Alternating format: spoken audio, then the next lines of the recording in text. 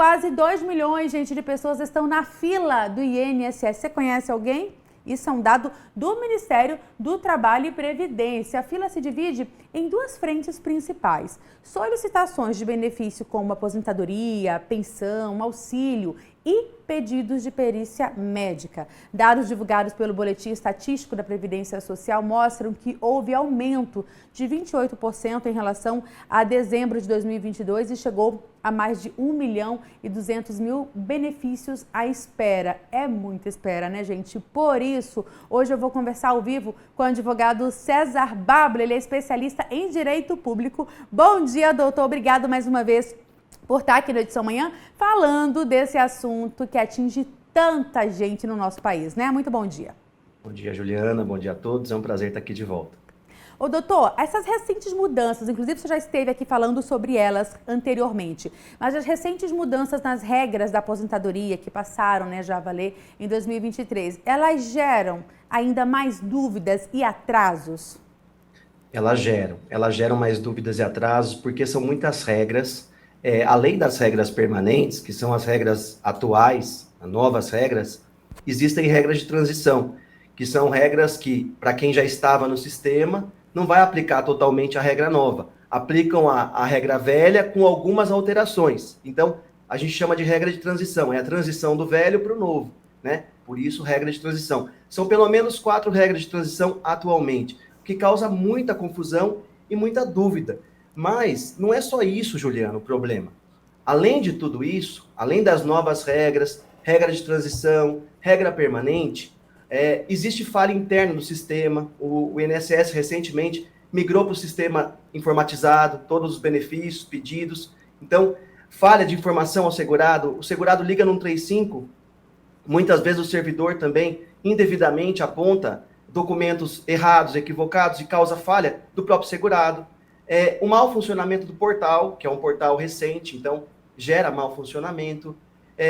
Além de tudo isso, que é grave, muito grave, a redução do quadro de servidores, né?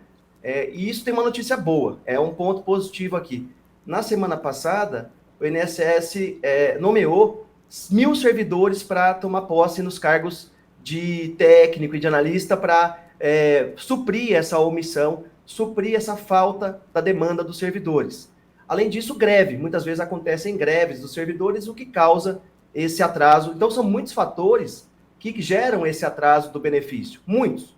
Além da reforma da Previdência, além da transição, os atrasos burocráticos, né? Sem contar, além de tudo isso, a falha do próprio particular, do próprio destinatário, do próprio beneficiário, que muitas vezes leva documento equivocado, se equivoca no porte dos documentos, naquilo que ele pode levar, e por isso, tudo isso somado gera esse atraso gigantesco na concessão dos benefícios. Bom, eu quero lembrar, inclusive, depois dessa introdução extremamente completa aí, que o pessoal de casa pode mandar também as dúvidas para o Dr. César, para que ele possa esclarecer também aqui ao vivo, está aqui na tela para você o nosso contato, mande a sua dúvida. Bom, doutor, existem vários pontos, como você mesmo disse, pelo menos agora está chegando aí uma nova leva de servidores para ajudar a dar mais celeridade, né, agilizar mais o atendimento, porém é preciso treinamento, agilidade também desse servidor ali, também é um outro processo, já que é um pessoal novo que está chegando. No fim das contas, esse beneficiário tem que entender que ele tem que fazer o máximo possível, a parte dele também, para agilizar também ao máximo, né, que é, na verdade, o que essa pessoa tem controle. Ela não tem muito controle em relação a treinar o servidor e não adianta só ficar reclamando. Então, você falou agora há pouco de estar com toda essa documentação ali preparada, certinho. Como que as pessoas podem fazer isso? Essa informação correta, ela é a melhor garantia para deixar esse processo mais fluido, de fato? E onde que ela pode ter acesso a essas informações? É a melhor garantia, com certeza. Só para vocês terem ideia, Juliana, alguns benefícios, por exemplo, os benefícios por incapacidade, exigem provas diferenciadas. Então, se eu vou pedir uma aposentadoria por invalidez, que hoje se chama aposentadoria por incapacidade permanente, eu tenho que comprovar a incapacidade permanente. A mesma coisa, vou pedir o antigo auxílio-doença, auxílio por incapacidade temporária hoje, esse é o nome dele. Vou ter que comprovar a minha incapacidade temporária. Para isso, tem que ter laudo. Então, não posso chegar no INSS com meus documentos, apresentar o documento pessoal e falar, estou doente. Não é assim. Tem que ter o laudo. E o laudo não é qualquer laudo, não é receituário do médico dizendo, essa pessoa aqui não está muito bem. Não é assim. Tem que ter identificação. Então, tem que ter data da doença, o tempo estimado em que a pessoa vai ficar com aquela doença, ou se for invalidez, que ela vai ficar permanente, a identificação do médico, a CID da doença. Todos esses elementos são fatores imprescindíveis, por exemplo, no benefício por incapacidade, que é um dos benefícios. Agora, se você vai pedir aposentadoria especial, que é para aquelas pessoas que trabalham expostas a agentes nocivos, químicos, físicos, biológicos, em contato permanente com esse agente nocivo, chama aposentadoria especial. Ela continua existindo. Existia antigamente, continua existindo. Para ter direito a esse benefício especial, com tempo reduzido, tem que levar um documento chamado PPP, Perfil Profissiográfico Previdenciário. Não adianta querer aposentadoria especial sem esse documento. E as pessoas não têm esse conhecimento. Por exemplo, outro exemplo, para vocês terem ideia, um benefício muito pedido, chamado benefício LOAS ou BPC, Benefício de Prestação Continuada. É um benefício assistencial. Para quem nunca pagou a Previdência e é uma pessoa muito pobre, ela tem condições, se for idosa ou deficiente, solicitar ao INSS esse benefício. Ele é muito solicitado. Chama Benefício de Prestação Continuada, BPC, ou LOAS.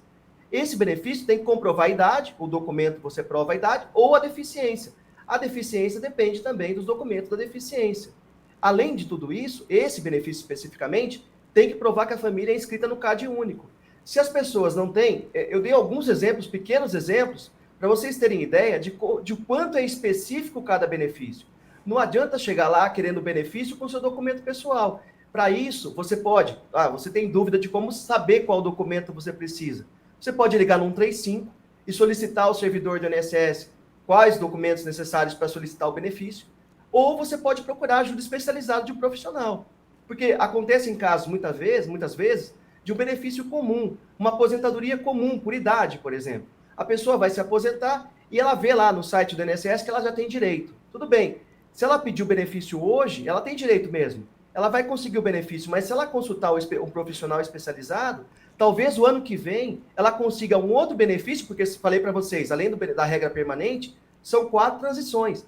Talvez ela consiga um outro benefício com valor muito maior, R$2.000 às vezes maior, demorando um ano para pedir. Então, esses elementos são imprescindíveis para que você tenha um melhor benefício. Essa é a ideia que está por trás de tudo.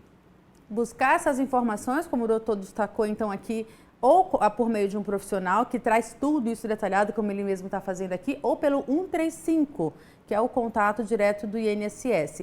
E esse contato, doutor, costuma funcionar de forma adequada ou também há uma grande espera? Porque também já é uma outra dor de cabeça, né? Pessoas ligam e aí não conseguem um retorno esperado. O 135 muitas vezes é um serviço que acaba sendo demorado, depende do servidor que te atende, não é um servidor muito qualificado, a gente tem que falar isso, porque é a realidade. Tem que ter paciência.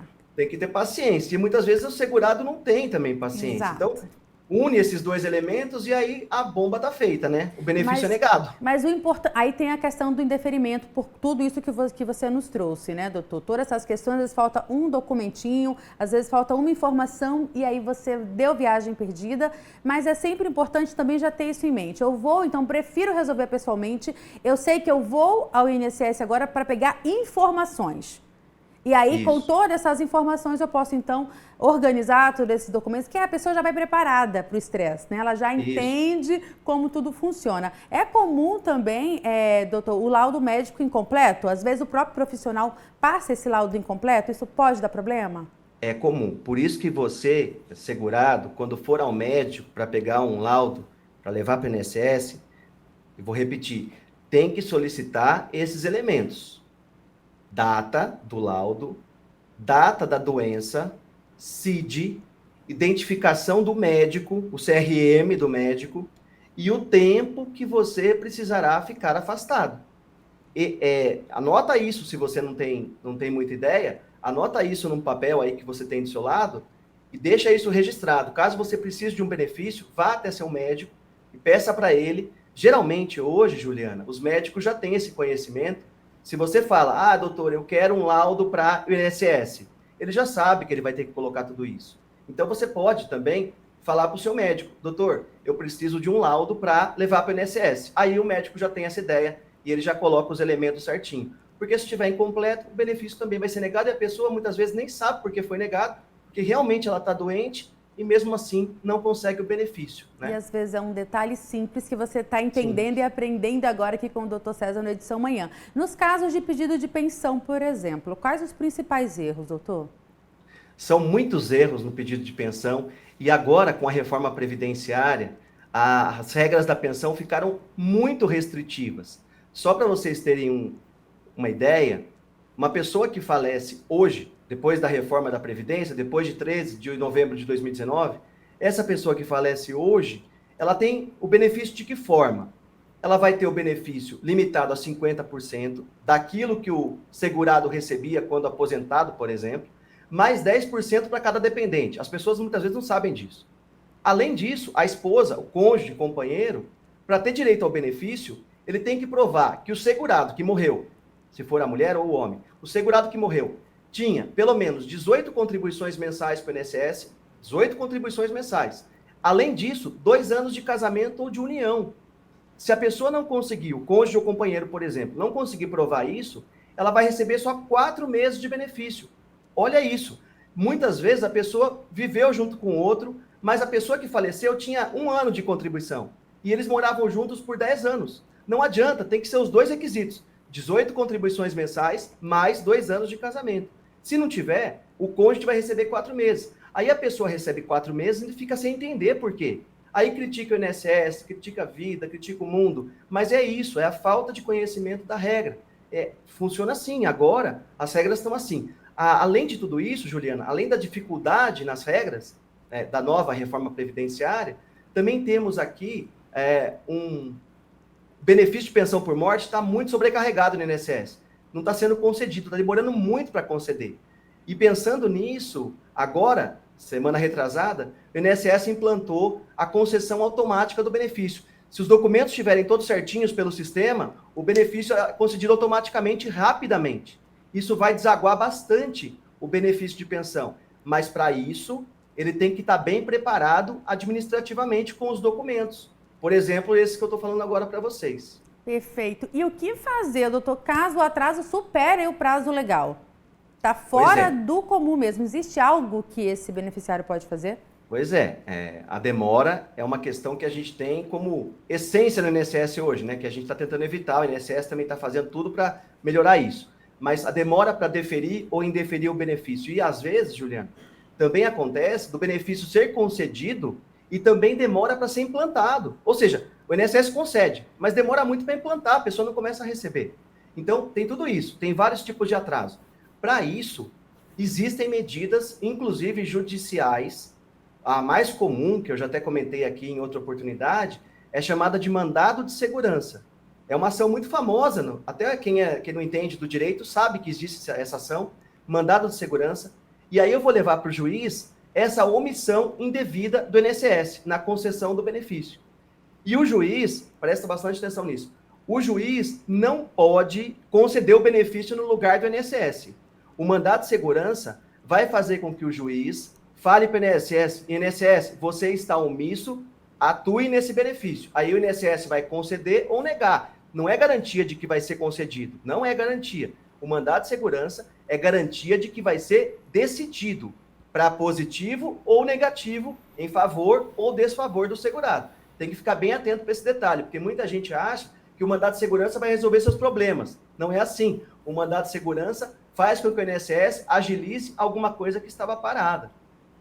Perfeito, doutor. Quanta informação, daria uma segunda parte só com esse assunto, tem muito que ser dito, é o que você falou, a informação correta, na verdade, é o que falta muitas vezes, né, para as pessoas que precisam desses benefícios. Eu quero já agradecer demais a sua presença mais uma vez aqui no Edição Manhã e, é claro, nossas portas estão sempre abertas para as suas informações, viu, doutor? Muito obrigada. Obrigado, Juliana, é sempre um prazer estar aqui. Conversamos com o Dr. César Bárbara, ele é advogado, gente, especialista em direito público, e você viu quanto tem aí de informação, né? Então é claro que você pode rever essa entrevista e compartilhar com quem você sabe que precisa. É muita informação e para evitar dor de cabeça e mais atraso, nada melhor do que ter todo esse conteúdo, né? Você pode entrar daqui a pouquinho, acessar o nosso YouTube, já vai estar lá a entrevista completa para você ver e rever, é claro, compartilhar.